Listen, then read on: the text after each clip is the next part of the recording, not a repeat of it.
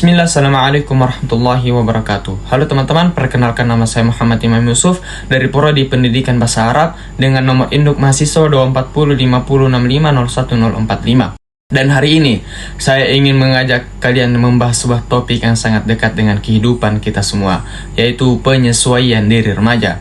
Masa remaja itu unik. Di satu sisi remaja penuh energi, penuh mimpi, dan penuh semangat ingin mencoba hal-hal baru. Tapi di sisi lain, mereka juga sedang berada di fase yang paling rentan, fase transisi dari dunia anak-anak menuju dunia dewasa.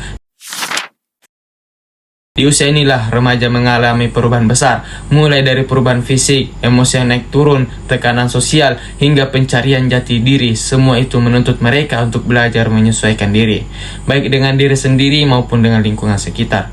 Lalu apa sih sebenarnya yang dimaksud dengan penyesuaian diri remaja? Menurut Fahmi 2004, penyesuaian diri adalah proses dinamis, artinya terus berubah yang bertujuan untuk menciptakan keseimbangan antara diri individu dengan lingkungannya. Ini bukan cuma soal ikut arus atau menurut orang lain, tapi lebih pada kemampuan remaja memahami dirinya sendiri, menerima kelebihan dan kekurangannya, serta menyesuaikan perilaku sosialnya sesuai nilai dan norma yang berlaku di masyarakat luas. Nah, dalam proses ini ada dua bentuk utama penyesuaian diri. Yang pertama, penyesuaian pribadi.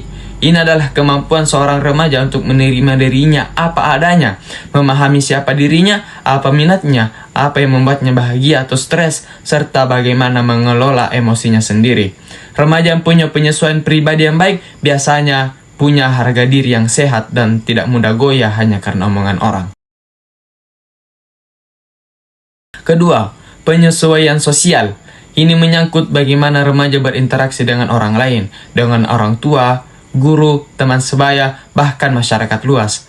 Apakah dia bisa bekerja sama? Apakah dia bisa menghargai perbedaan? Apakah dia bisa mengikuti aturan tanpa merasa terkekang? Ini semua bagian dari penyesuaian sosial. Namun sayangnya, tidak semua remaja bisa menjalani proses ini dengan lancar. Banyak yang justru mengalami kesulitan. Misalnya, merasa tidak diterima di lingkungan sekolah, sering bertengkar dengan orang tua, atau merasa cemas terus-menerus karena takut dihakimi orang lain. Bahkan dalam kasus ekstrim, ada remaja yang sampai melakukan tindakan kekerasan, seperti yang terjadi di Madura, di mana seorang guru kesenian dianiaya oleh siswanya sendiri hingga meninggal dunia. Apa akar masalahnya? Salah satunya adalah kurangnya keterampilan komunikasi interpersonal. Komunikasi interpersonal adalah cara remaja berinteraksi secara personal dan emosional dengan orang lain. Misalnya bercerita pada orang tua, berdiskusi dengan guru, atau sekedar ngobrol santai dengan teman. Jika kemampuan ini lemah, remaja bisa merasa terisolasi, salah paham, atau bahkan frustasi sampai meledak dalam bentuk perilaku negatif. Lalu, bagaimana cara membantu remaja agar bisa lebih baik dalam menyesuaikan diri?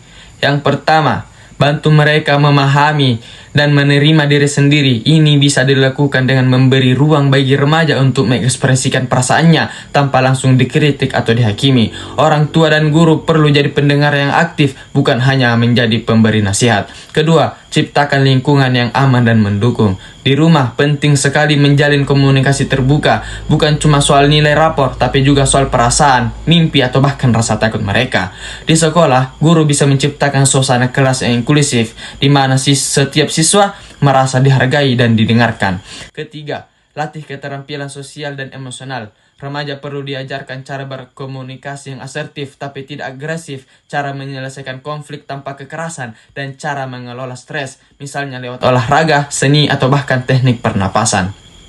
Dan keempat, beri mereka ruang untuk belajar mandiri. Jangan takut membiarkan remaja membuat keputusan, mengambil risiko kecil, dan belajar dari kesalahan, karena dari situlah mereka membangun kepercayaan diri dan kematangan emosional.